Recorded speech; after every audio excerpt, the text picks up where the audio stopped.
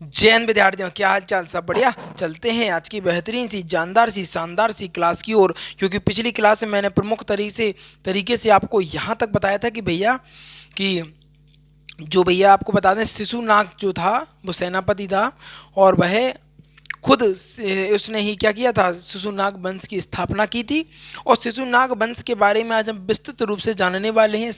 इसके अलावा हम बात करेंगे आज हम कालाशोक के बारे में भी, जो कि प्रमुख रूप से एग्जामों में आता है और आपके एग्जाम की दृष्टि से तो आपके जीवन की दृष्टि से अति महत्वपूर्ण होने का कार्य करता है। पहली बात करूं कि एग्जाम की दृष्टि से, एग्जाम में आना है इसलिए एग्जाम की दृष्टि से नंबर वन। नंबर टू, जीवन की दृष्टि से अगर आपको अपने इतिहास के बारे में जानकारी होगी तो कहीं ना कहीं आप इतने आगे होंगे कि और लोगों से अपने इतिहास के बारे में ज़्यादा समझ रखते होंगे, और आपका जो दिमाग होगा ना वो उन लोगों से अधिक स्पीड में सोचने का कार्य करेगा। इसीलिए मैं कहता हूँ आपके जीवन के लिए तथा आपके एग्जाम के लिए, दोनों के लिए अति महत्वपूर्ण होने का कार्य करता है। तो चलते हैं आज की जानदार सी शानदार सी वीडियो की ओर, क्लास की ओर। लेकिन भैया ध्यान रखना, यदि आप सोच रहे हैं इस बार कि मुझे एक सरकारी जॉब चाहिए, पिता की फिक्र को फक्र में बदलना है, तो मैं बस एक ही बात कहना चाहूँगा कि सीधा जुड़ जाओ फ्यूचर एकेडमी XYZ से। क्या? सीधा जुड़ जाओ फ्यूचर एकेडमी XYZ से, क्योंकि मैं बताना चाहूँगा आपके पास बेस्ट कंटेंट, बेस्ट टीम आपको यहाँ पर देखने को मिलती है। अगर मॉर्निंग की बात करूँ तो मॉर्निंग 8 बजे स्टैटिक GK, 11 बजे हिस्ट्री की क्लास, इसके अलावा सुबह ही 11 बजे हिस्ट्री की क्लास, इसके अलावा 3 बजे फिजिक्स की क्लास, और रात में 8 बजे आपके पास प्रस्तुत होती है पॉलिटी की क्लास, जो कि बहुत महत्वपूर्ण है। और आने वाले समय में और बेहतरीन सी क्लासें आपको देखने को मिलेंगी, बशर्ते आप लोग रेगुलरिटी मेंटेन रखिएगा, पूरे तरीके से चैनल को सपोर्ट करिएगा, और सभी चीज़ें आपको बेस्ट दी जाएंगी। यहाँ पर कंटेंट की गारंटी दी जाएगी, क्योंकि और किसी चीज़ की गारंटी लें ना लें, लेकिन कंटेंट वो होगा जो गजब जानदार और शानदार होगा, जिससे कि आपका सिलेक्शन होगा। चलते हैं आज की क्लास की ओर। अगर बात करें हम शिशु नागवंश की, शिशु नागवंश की अगर हम बात करें तो इस वंश के संस्थापक, ये तो मैं कल ही बता चुका हूँ, इस वंश के संस्थापक जो थे वो थे शिशुनाग। कौन थे? इस वंश के जो संस्थापक थे वो थे शिशुनाग। इसके बाद बात करेंगे हम, इन्होंने अवंती तथा वत्स्य राज्य, क्या वत्स्य राज्य पर अधिकार कर मगध साम्राज्य मिला लिया था। क्या कर लिया था? मगध साम्राज्य मिला लिया था। अगर हम पुराने समय की बात करें तो साम्राज्य का विस्तार दो ही तरीके से किया जा सकता था। पहला, 2 या 3 तरीके से आप कह सकते हैं किया जा सकता था। पहला तो आप विवाह कर लीजिए, विवाह करके दहेज में ले लीजिए उनकी सल्तनत, नंबर 1। नंबर 2, आप उनसे संधि कर लीजिए, और नंबर 3, युद्ध करके आप उनसे जीत लीजिए। ये 3 ऑप्शन आपको दिए जाते थे, और सब अपने अपने हिसाब से भैया जिसके जो समझ में आया उस हिसाब से अपने साम्राज्य का विस्तार किया। पहले के समय में जिसके पास जिसकी जितनी शादियाँ होती थी उसको बड़ा महान दिखाया जाता था। ऐसा होता था पहले के समय में। क्या था कि उससे उसका साम्राज्य विस्तार होता था ना। अब जितनी उसकी शादी होंगी तो साम्राज्य भी कहीं ना कहीं उसका बड़ा होगा, है ना। तो ये सारी चीज़ें पहले के समय में हुआ करती थी।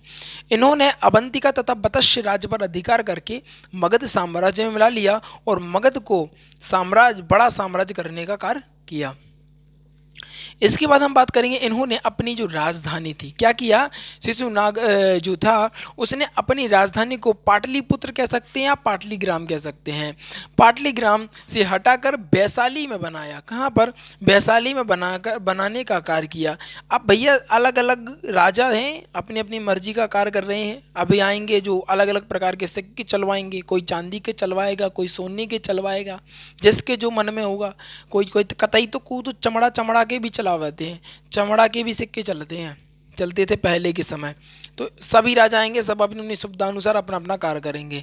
तो इन्होंने क्या किया? अपनी जो राजधानी थी पाटलीग्राम से हटाकर वैशाली को घोषित कर दिया।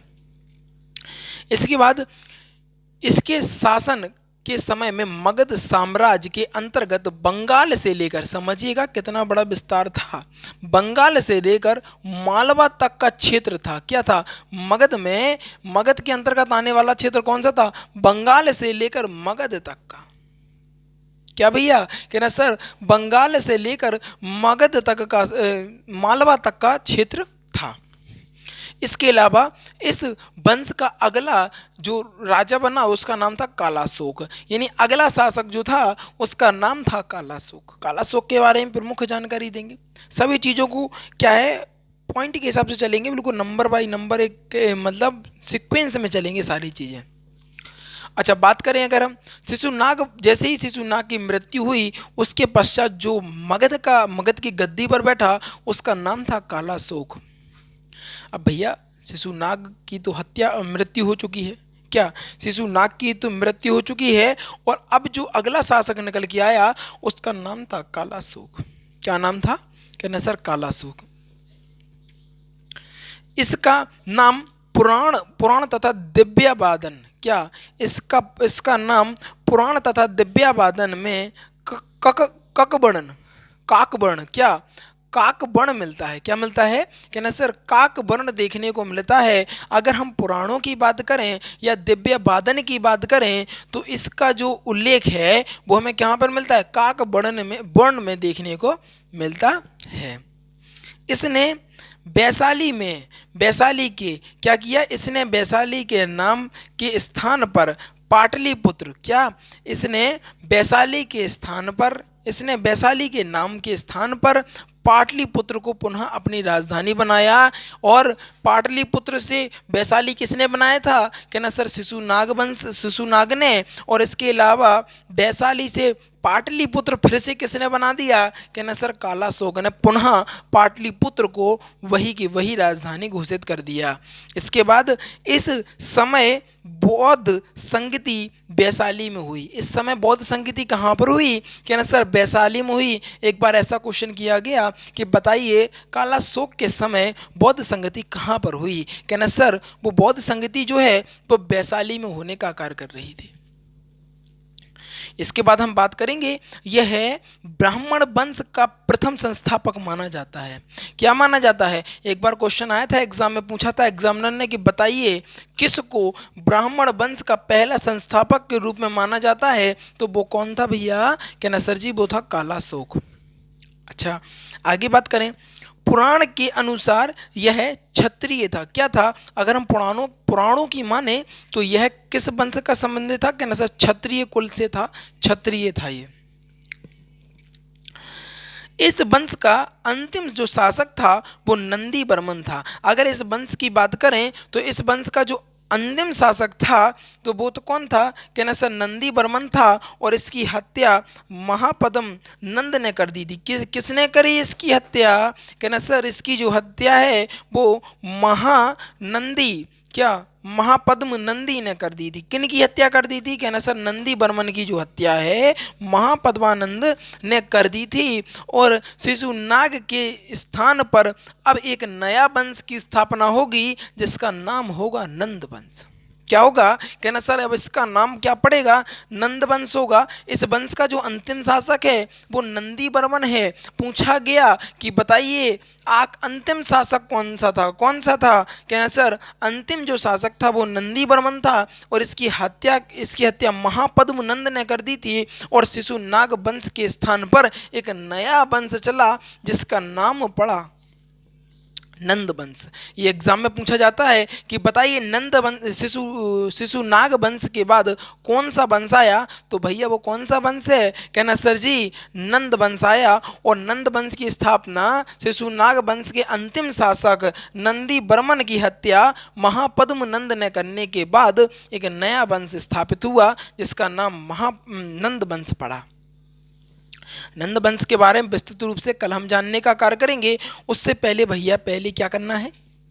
रिवीजन बहुत जरूरी है। क्या है? रिवीजन जरूरी है। रिवीजन की ओर चलते हैं। चलो बात करते हैं अगर शिशुनाग वंश की, तो इस वंश के संस्थापक शिशुनाग थे। इन्होंने अवंतिका तथा बत्स्य राज्य पर क्या कर लिया था? बत्स्य राज्य पर इन्होंने अधिकार करने का कार्य किया था। इन्होंने अपनी राजधानी को क्या किया? इन्होंने अपनी राजधानी को पाटलीग्राम या पाटलिपुत्र से हटाकर वैशाली को बनाया।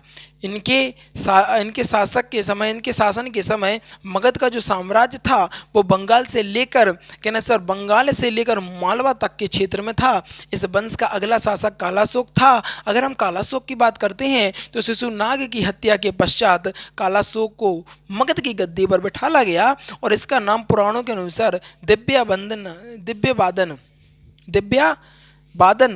में काकवर्ण मिलता है। इसने वैशाली के नाम के स्थान पर पाटलिपुत्र को पुनः अपनी राजधानी बनाया। वैशाली के स्थान पर, ठीक है, वैशाली के ध्यान रखना, वैशाली के स्थान पर पाटलिपुत्र पुनः अपनी राजधानी को बनाया।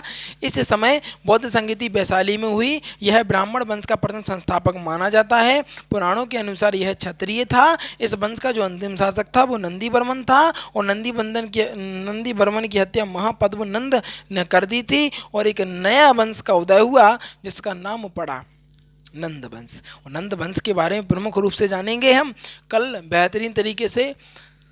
बस विद्यार्थियों, मैं तो यही कहना चाहूँगा, क्योंकि जैसे ही आप चैनल को सब्सक्राइब करेंगे ना, वैसे ही 40% सिलेक्शन तो पक्का, 101%, 40% सिलेक्शन तो सब्सक्राइब करने ही से हो जाएगा। देखो, मैं अधिकतर विद्यार्थियों को इस बात को मैं समझ सकता हूँ कि बहुत लोगों की जीके बहुत ज़्यादा वीक होती है। मैथ तो फिर भी आजकल बच्चे फोकस कर रहे हैं, लेकिन जीके जीएस को बड़ा हल्के में लेते हैं, वन लाइनर वगैरह पढ़ लेते हैं। कहते सर वो उसमें से नंबर ही ना आते। भैया आती इसलिए नहीं है कि पढ़ते नहीं हो आप, नहीं तो कहा मज्जाल के जीके में से क्वेश्चन आएगा। चिंता मत करो, कंटेंट वो दिया जाएगा जो आपके लिए बहुत महत्वपूर्ण है। बेफिक्र होकर पढ़ते रहो, रेगुलरिटी मेंटेन रखो, डेली रिवीजन तथा वीकली रिवीजन पर फोकस करो। इसके अलावा ध्यान रखो, नए नए विद्यार्थियों को जोड़ो अपने साथ, यार दोस्तों चाहने वालों का भी भला करो चाहिए, है ना। दूसरों का भला करने से खुद का भला भी होता है ना, तो सबको शेयर वगैरह करते रहा करो। तो जो विद्यार्थी नए हैं वो जल्दी से वीडियो को लाइक करेंगे, चैनल को सब्सक्राइब करेंगे और शेयर करके आएंगे अपने यार दोस्तों और चाहने वालों के साथ, क्योंकि आज की जो वीडियो थी कहीं ना कहीं बेहतरीन, गजब और लाजवाब होने का कार्य कर रही थी। इन्हीं चंद शब्दों के साथ विदा लेना चाहूँगा।